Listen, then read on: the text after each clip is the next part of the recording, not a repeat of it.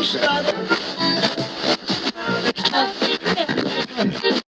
me tell you guys today why I think Pierre is not a globalist now more than ever. Color me shocked that the self-described asset manager has ties to all of these different companies. And I kind of ate my words when I said that there was fighting on just the left. So there's lots to talk about today. And there was a massive expose yesterday on left-leaning TikTok that we have to talk about. So welcome back to the Freedom Pines podcast. I'm your host, Jamie AB.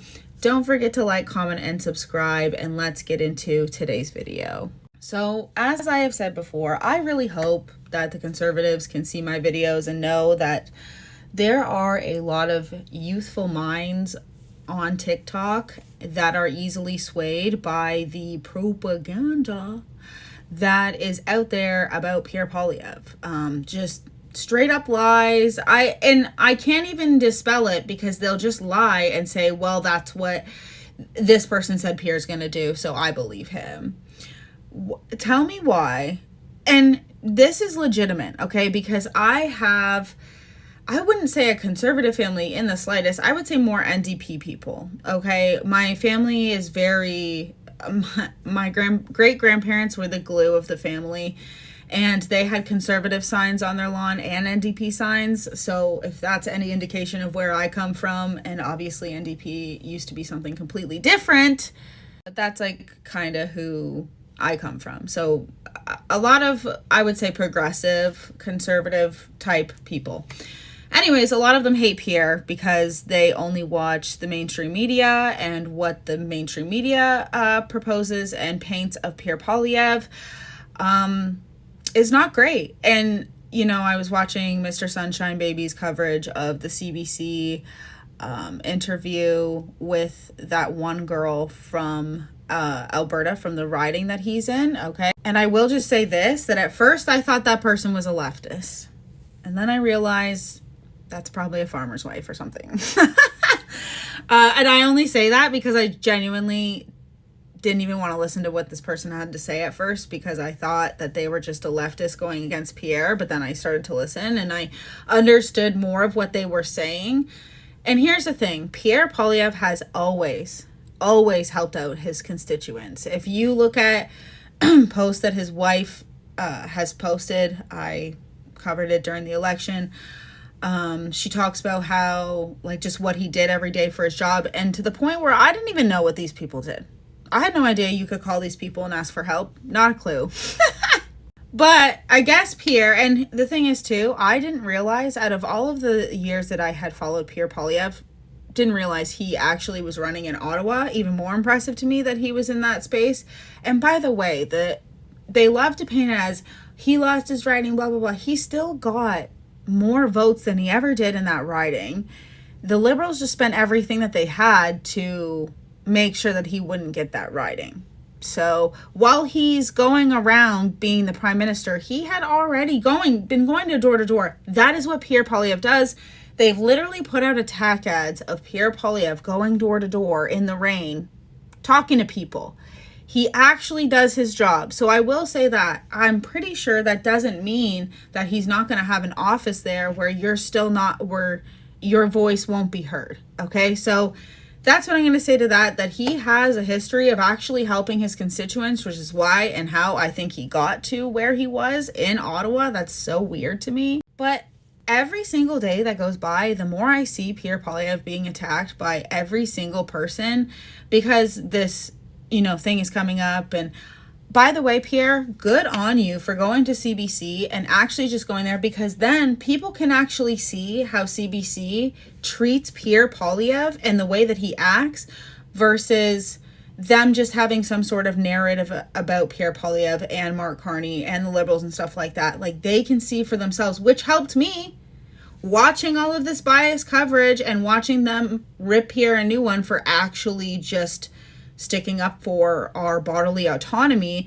really made me focus on Pierre. The more that they demonized Pierre and the more Pierre actually talked to people, at that speech where he said, these people are the backbone of our country, and he was right, truckers are the backbone of our country, during the convoy, Yes, that's exactly what we need him to do, is go out there, and no matter what they're going to do, no matter what they're going to say, just go out there anyways, because it gets your face and your name, and people can finally start seeing how unbelievably biased this thing is. That, I mean, they're already so pissed that MarkCarney has not stood up to Trump, not gotten a deal with regards to the tariffs and stuff like that. This is exactly what PierrePoilievre needs to do.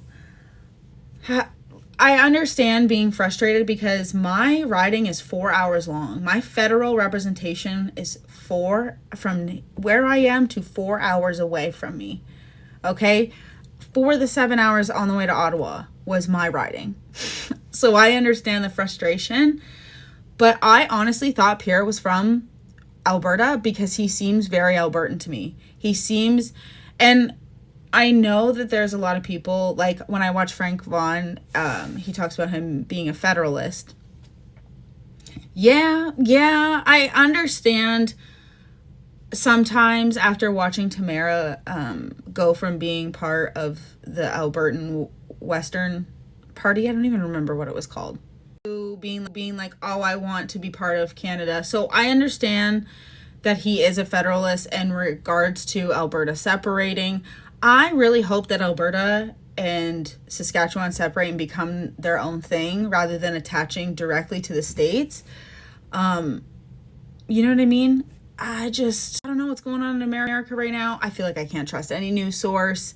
You know, one is too pro-Trump, one is too anti-Trump. I really want to find a center-leaning take on things. Even Candace Owens can have a lot of tunnel vision, and sometimes that's what I love about her, but sometimes it's definitely a downfall. The more they attack Pierre, the more I genuinely am like, okay, so Trump wanted Carney in, the media wants Carney in, everybody wants Carney in, clearly, because what the heck was even that? How does that even happen?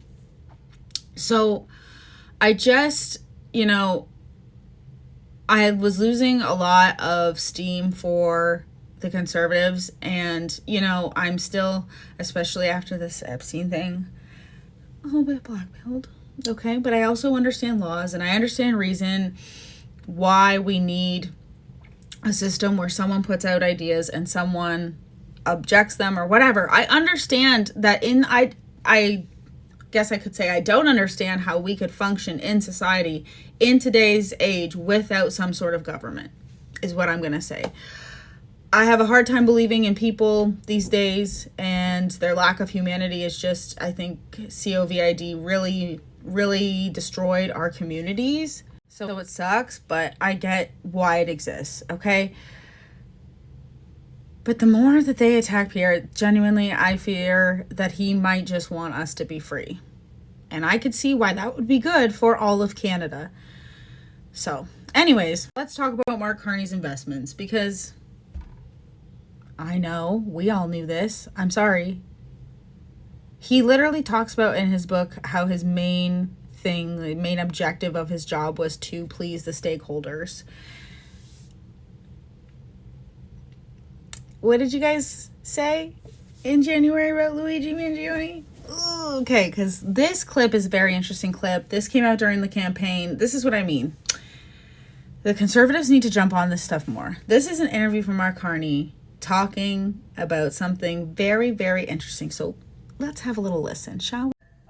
The reduction in carbons, the reduction is proving to be more challenging because the world needs all sorts of energy and more of them. So how do you view policy and politics intersecting with that? Yeah, well, the first thing, and this is a crucial point, which goes to where is society going, and then how does it get expressed into policy and politics, right? Or through politics into policy. Yeah. So the core thing, so I've spent a lot of my time on this, both, obviously Brookfield as investor, but sort of pro bono in building out the system. Anyways, whatever, through the COP, whatever. By the way, don't price your services for free, because the demand tends to be more than your time. The core issue is that finance is a catalyst. So finance, and catalysts, I know enough chemistry, catalysts work if you have the underlying components, right? Then they accelerate things. And the underlying components are policy, and then, of course, entrepreneurs and the innovation in the private sector. So if you don't have policy that's credible and is ramping up over time, then it's not going to be effective. But if you have any of that credibility, then finance pulls it forward. And that's part of what we've seen with the surge in renewable and clean energy investment has helped to drive it. So are we going to get to where we need to get to? Look, it's going to be very tough. We left this exceptionally late. It is also, though, true that you can't stabilize the climate at any temperature, without getting to net zero at some point. So, do I think we're going to get to net zero? Yes. Do I think we're going to get there in a pathway that's consistent with 1.5 degrees? Right. That's really tough. But would I, given the broad direction of travel, given the scale of investment, capital deployment, I think it's a pretty straightforward calculation. If funding, which is now increasingly available, or capital, which is now increasingly available, is the second step, and policy is the first. Yeah. Does that mean that you may be seeing a path back to the public sector? Well, I do spend some time advising on what, again, pro bono, but advising on the types of policies that are going to have maximum impacts for investors. So I'll give you an example, which is one of the issues. It's not the biggest issue. It's about 2% of global emissions. You wouldn't know it from the headlines, but 2% of global emissions is for air travel, emissions from air travel. Now, so the question is, are we going to have green, sustainable aviation fuel? What's happened in the UK, the EU, is they've said to major airlines, look, if you're flying in and out of Heathrow or wherever, you have to have 10% of your load has to be sustainable aviation fuel by, I think it's 2030. Consequence of that policy has been to convert some entrepreneurs in Texas, in this case, a company called Infineon, to become economic, because all of a sudden American Airlines, British Airways need to buy that fuel. They'll pay a green premium. You've got an offtake, that's high. Okay, you guys get the point. He's insufferable. I cannot. And how the left could ignore the fact that MarkCarney is essentially one of the world's largest landlords while actively pretending to hate them is beyond me. Okay, but next we're going to move on to what the heck is going on in the creator space, okay? We've got fights on the right, fights on the left, and a big bombshell the other day because one of the main leftist people on TikTok, I would say, was found out allegedly to be charged with possession of children materials abuse, okay? This person says it's a different person with the same name, but there are posts that used to have the picture of him beside the name, and I just genuinely, I don't even know what to say, because here's the thing. We are also finding out more about the guy who runs the smartvoter.ca, where they just basically use that entire thing to make sure that PierrePoilievre didn't get in. And it's insane to me that that's democracy or any acceptable in the slightest. You should be voting for who you think best represents you, not voting to vote, not voting to cancel other people's votes, voting to vote who you think is going to be the candidate that represents you the best, okay? And the fact that these two men have been outed for literal criminal charges, and then you sit there and watch the women who outed this this person barely served any prison time at all. Why? Because we have such low sanctions in Canada. Why? Because our government continues to allow these weirdos to, we have no sanctions. And it has been known since even Stephen Harper that the lower sanctions that you have on crime, the more likely it is that not only are people here going to commit crime, but people are going to come here and commit crime. Because you can do something as horrible as that, spend 8 months in jail or just probation, and then get out. Okay? And then the right, I'm not going to talk about it because I don't like the fact that the right in Canada is fighting it all, okay? I'm sure you guys are like me, where, when I'm not on here talking to you guys, I'm watching these creators, and I don't want sides. You know what I mean? It just sucks. It sucks because we can do better together than apart. And I know that sounds so cheesy and High School Musical-esque, but we really can, especially during this time when Pierre is being so attacked. And, you know, I don't want to come off seeming too pro Pierre, because if you guys have watched my channel, I've had some criticisms, obviously. But gosh, the more that I see the psyops happening against him, the more I'm like, why do they not want him in? Is it because all he wants for us is freedom? And I could be wrong, and I'm willing to accept that. That's fine. But for now, it just seems like that.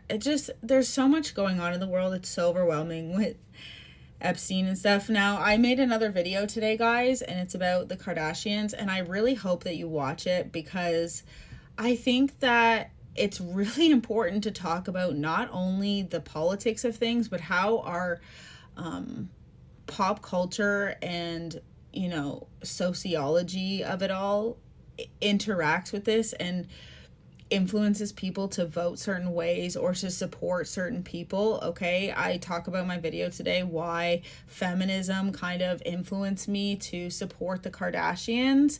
And obviously I take ownership of the things that I obviously, you know, fell for. But it also talks about, like, I don't even know if I ended it the way that I wanted to end it. Oh my God. Because I've also noticed that not only is it important and do politics sway what's going on in people's lives, so unfortunately does pop culture and social media and what's going on in the world. So I like to talk about not only just the politics of it all, but the pop culture of it all, because usually they go hand in hand, okay? If there's anything that I've noticed, it's that they put through all of these things and kind of prime us, if you will, for policies being implemented by the shows that we watch. So shows that we watch, music we listen to, all of the different things, okay? It's called television for a reason. So anyways, guys, I hope you enjoyed today's video. I hope you check out the Kardashians one. If not, you know, I can't do anything about that. But anyways, thanks for watching, and I will see you guys in the next video. Bye. I'm about to dox a TikTok content creator because my moral compass says it's not doxing if you've harmed kids. That criminal conviction belongs to Chris, who we here on TikTok know as Path to Where. Path to Where is a political TikTok content creator with a following of over 70,000 followers. I would have tagged him in this video, but I think the second that the Facebook post went up, he panicked, hid his account. I have known for 2 weeks that this conviction existed. I was told by a number of women that they had been harmed by Path to Where, and I have been beep booping my little heart out behind the scenes. This man has very successfully hidden his digital footprint, but I ultimately was able to eventually find his full legal name, confirm his address, do a criminal record check, find the criminal record, and then did my due diligence in ensuring that there was no one else in that geographic area with the same name, same birth year,